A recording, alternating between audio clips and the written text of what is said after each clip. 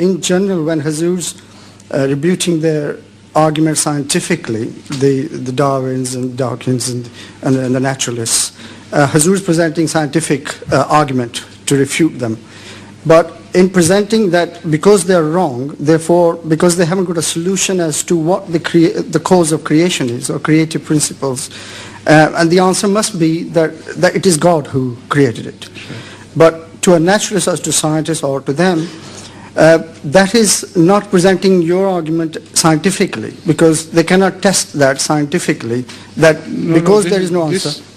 This is wrong, because I have taken up this issue as well. In the end of the book, there is one chapter which particularly deals with this issue of their choices and our choices. We can attribute the evolution to God by, as we understand, God could have organized evolution, which, if not organized by a conscious being above the material, could not have evolved in such a short time. This is the main thrust of my argument. So they have two choices. Either to attribute it to God and understand that there is some ultimate conscience and conscious being which directs the steps of evolution and brings it closer in time. In all laboratories, scientists are working with apparatus. So things, if they're left in the open, they may take to develop, because they're scientific, they're not unscientific. So science laws apply to them. So they may take for these things to develop in a billion years. But a scientist achieves his object within a year or two, with the help of this various sorts of scientific apparatus, which has ultimately developed into a very complex machinery.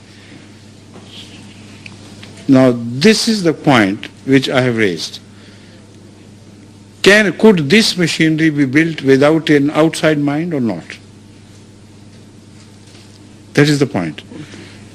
If you reject an outside mind operating this machinery and building it gradually to this highly evolved form, if you reject that mind, then you have a right to reject God.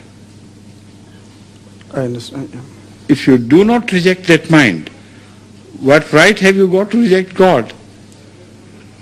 Yeah, I recall. Then the whole development of science, I'm not talking of evolution, I'm talking of this development of science we see today, that should have been attributed to nothingness. They know it is absurd and stupid. So they have no choice. They're compelled to believe in God. But because they're atheists, so they want to hold fast to their atheism, so when you enter that domain, they refuse to follow you. Because essentially they are atheists despite the fact that they have no alternative theory of evolution. Now when you compare this concept with the one which I have presented to you, then whether they agree with you or not is immaterial. They will understand that you are right and they are wrong. Science could not have developed without an operative mind. To such amazing achievements which boggle the human mind. But evolution is far more complex than this. And they say it happened automatically. Yes. Now you know? Yes, yes. Thank you. The other thing that also made me uncomfortable was that once Hazur had delivered the winning point to each of the naturalists, and Hazur really gone very strong in words and which are far from diplomatic. Yes, I'm not a diplomat. Yes. And that was see, intentional, was it? The strong expression was essential for them to realize they should be awakened from that sense of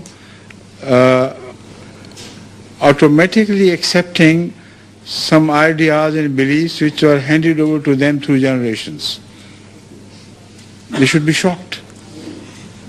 And these strong words work as the awakeners. And this is exactly what the Holy Quran does. According to the Holy Quran, there is a word often used by Allah, Al-Qari'ah. Al-Qari'ah means something which knocks at your doors so powerfully that none can remain asleep in the house after this. So from time to time, Allah employs this method of awakening people. And according to the Holy Quran, they fall back to sleep again. So these are the qari'ahs which are utilized in this book. Jazakallah. Right? Yes, Jazakallah.